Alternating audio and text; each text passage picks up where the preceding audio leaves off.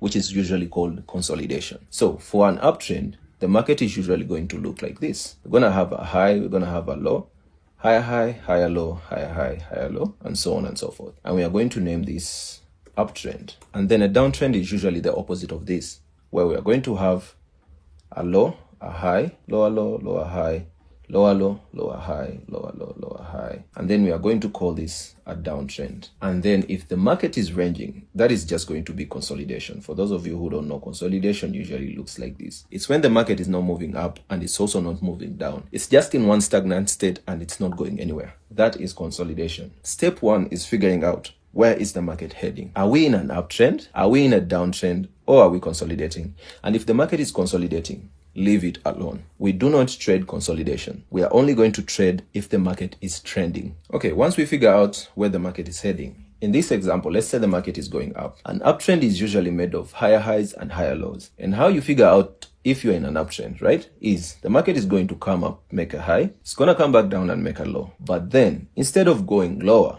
it's going to come back up and make a higher high. Why is this a higher high? It's higher than the previous high. We're going to call this a high, and we are going to call this a low. So this is how an uptrend is created. The market is going to go up, it's going to make a high. It's going to come back down and it's going to make a low. But instead of continuing down, if the market goes up from here and breaks the previous high that we created and makes another high, that becomes an uptrend. Because in an uptrend, we are usually going to break highs and create higher highs and higher lows, right? So it's going to go up, create a new high, which then it's going to come back down and create a new low, as long as this new low hasn't broken the previous low. So we've established this is our high and this is our low. We've come back up, we've broken this high, right? We've made a new higher high. When we're coming back down, as long as this new low that is being formed doesn't break the previous low right here, as long as it doesn't go past this. So let's say it comes back down, it creates something like this, then it goes back up, yeah? This is going to be a higher low. Okay, why is it a higher low? It's a higher low because this low is higher than this one. Remember, these are signs of an uptrend and we are in an uptrend. The market is going to come up, make a high. It's going to go down, make a low. It's going to go back up, make a new higher high. So we have to call this higher high. The market is going to make a higher high. It's going to come back down, make a higher low. And then it's going to continue doing the same thing. From here, it's going to go back up, make a new higher high, then it's gonna, from this new higher high, it's gonna come back down, make a higher low, make a higher high, make a higher low, make a higher high. This is what an uptrend should look like. If the market is consistently making higher highs and higher lows, that means you are in an uptrend. The same applies for a downtrend. For a downtrend to be formed, the market is going to make a low, right? It's gonna make a high, but instead of going higher, it's gonna come back down, break this low, and create a new low. We are going to call this our low, and then we are going to call this our high. So the market has come back down. It has broken this low, and it has created a new lower low. Why is it a lower low? Because this low is lower than the previous low. In a downtrend, if the market makes a low, and it makes a high, then breaks this low, creating a new lower low, it's going to come back up to make a new lower high. This lower high is only valid if it doesn't break the previous high. So it's going to come back up, make a new lower high, then it's going to go back down, make a new lower low, lower high, lower low, lower high, lower low. This is how a downtrend should look like. Once you know where the market is heading, your next step is to mark out your key levels. And key levels are going to be your higher highs and higher lows if the market is in an uptrend, or lower lows and lower highs if the market is in a downtrend. So for you to mark out your key levels, and for you to figure out what direction the market is heading, you're going to need to do that on the 4-hour time frame or the 1-hour time frame. Those are the two time frames that you use for this. How do we find our key levels? Let's say we are in an uptrend. You can see the market made a high, it made a low. Okay?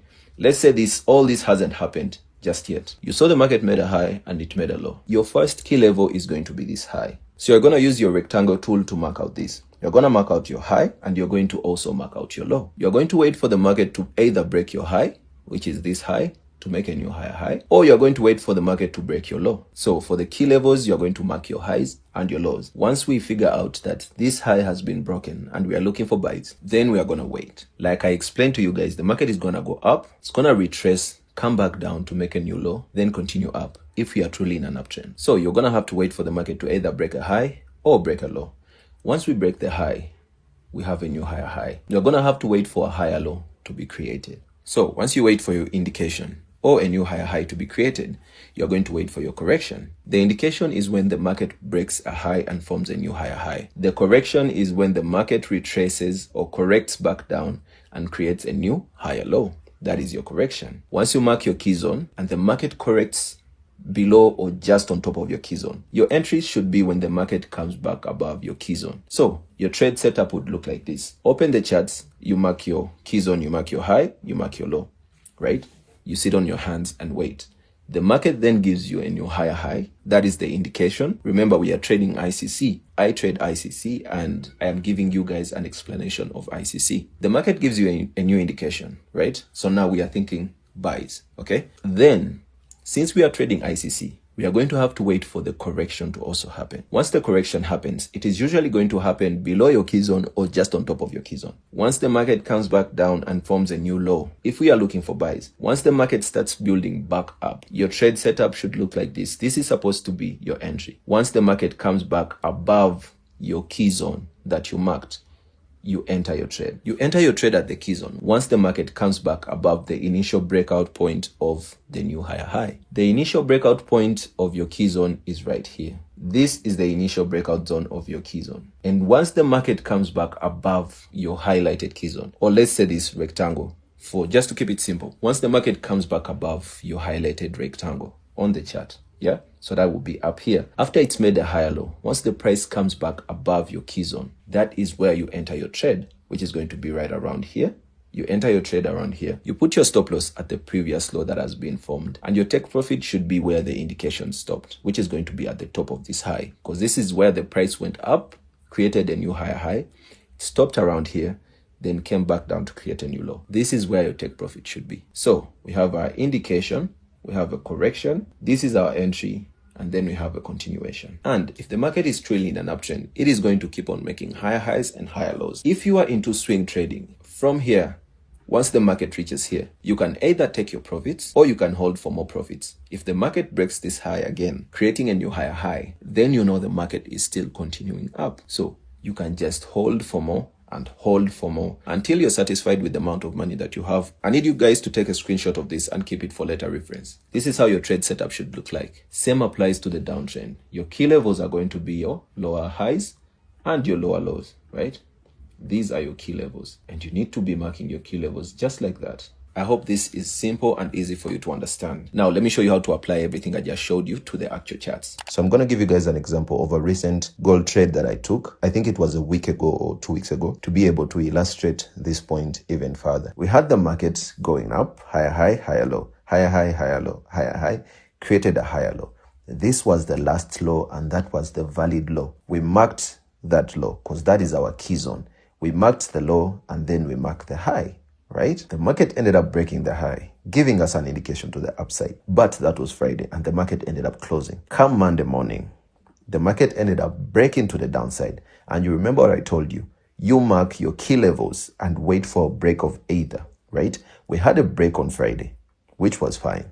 The market ended up closing. But then come Monday morning, the market ended up breaking to the downside. So since it's a new week, it's a recent break, we ended up considering this more than that, right? So we have an indication to the downside. This was our key level and this was our key level. This was invalidated because the market ended up breaking to the downside. So we have an indication to the downside. Cool. The indication stopped right here, right? We had to wait for the market to correct, which it ended up doing. The market corrected and then ended up creating a lower high. Market came back down, stopped right here just below our box, went back up just a little bit, but then ended up also creating another lower high, right? So we have a low, we have a high, have a higher low, but then we have a lower high. Then once the market came back below this rectangle, that was your entry. And that was also my entry. And below this rectangle, the market pushed below, ended up creating a lower low, came back up, created a lower high, then ended up pushing to the downside and creating a lower low. Our trade setup would look like this.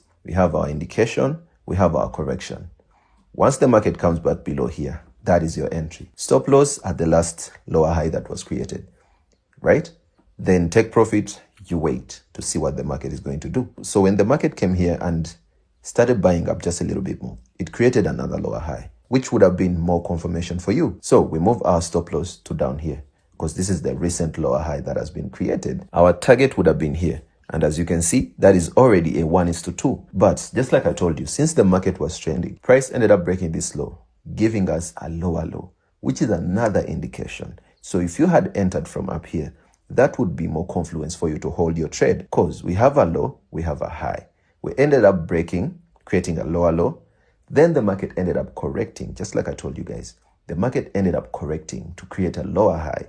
And once it came back below this black line, that was another entry. And then you hold that entry all the way to down here. So this was our initial trade setup. Market ended up breaking this low, giving us another indication. We had to wait for a correction. And then once it go back below this black line, you could have added another entry and then held your trade all